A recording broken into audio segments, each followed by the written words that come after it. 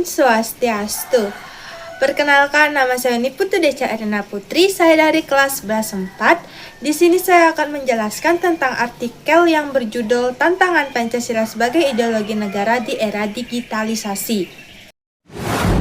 Yang pertama, apa yang dibahas dalam artikel tersebut?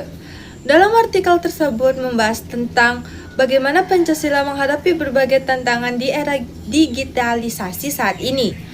Pancasila yang merupakan dasar negara dan pedoman kehidupan berbangsa mulai mengalami pergeseran nilai karena pengaruh teknologi dan arus informasi global. Dalam kehidupan bermasyarakat modern, terutama di kalangan generasi muda, nilai-nilai Pancasila seperti gotong royong, toleransi, dan kejujuran mulai berkurang. Hal ini disebabkan oleh maraknya penyebaran berita bohong atau hoaks, ujaran kebencian serta pengaruh budaya luar melalui media sosial yang tidak sesuai dengan karakter berbangsa Indonesia. Oleh karena itu, artikel ini mengingatkan pentingnya mempertahankan dan mengamalkan nilai-nilai Pancasila di tengah derasnya kemajuan teknologi. Yang kedua, kenapa bisa terjadi permasalahan yang ada dalam artikel tersebut? Permasalahan tersebut terjadi karena perkembangnya teknologi digital membawa dampak besar terhadap cara berpikir dan bertingkah laku bermasyarakat. Kemudahan dalam mengakses informasi membuat banyak orang, terutama generasi muda, terpapar berbagai pengaruh negatif dari dunia maya. Kurangnya kemampuan dalam menyaring informasi menyebabkan munculnya sikap individualisme, menurunnya rasa nasionalisme, serta hilangnya rasa tanggung jawab sosial.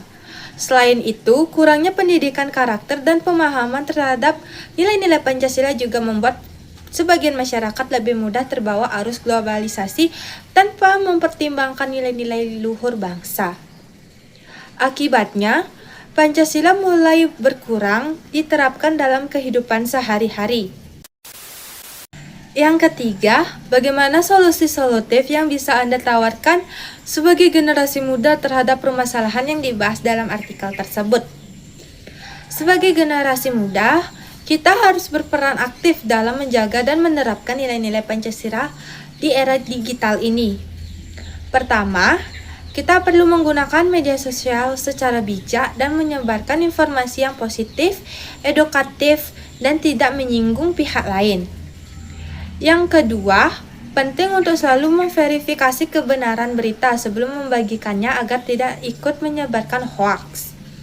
Yang ketiga, generasi muda juga harus menanamkan nilai Pancasila dalam kehidupan sehari-hari seperti menghormati perbedaan, bersikap toleran, gotong royong dalam kegiatan sosial, dan menjaga sopan santun dalam berkomunikasi di dunia maya. Dengan begitu, Pancasila dapat terus menjadi pedoman moral di tengah kemajuan teknologi yang semakin pesat. Yang keempat atau yang terakhir, apa kesimpulan yang bisa Anda tarik dari permasalahan yang pada artikel tersebut? Kesimpulan yang dapat saya ambil, Pancasila sebagai ideologi bangsa Indonesia sedang menghadapi tantangan besar di era digitalisasi ini. Kemajuan teknologi membawa dampak positif, tetapi juga bisa mengancam nilai-nilai kebangsaan jika tidak disikapi dengan bijak. Oleh karena itu, seluruh masyarakat, terutama generasi muda, harus terus mengamalkan nilai-nilai Pancasila dalam kehidupan sehari-hari, agar semangat persatuan, gotong royong, dan toleransi tetap terjaga. Dengan menjaga Pancasila, kita turut mempertahankan jati diri bangsa Indonesia di tengah arus globalisasi dan perkembangan zaman. Demikian yang bisa saya sampaikan. Saya tutup dengan Parama Santi. Om Santi Santi Santi Om. One is the loneliest number that you'll ever do.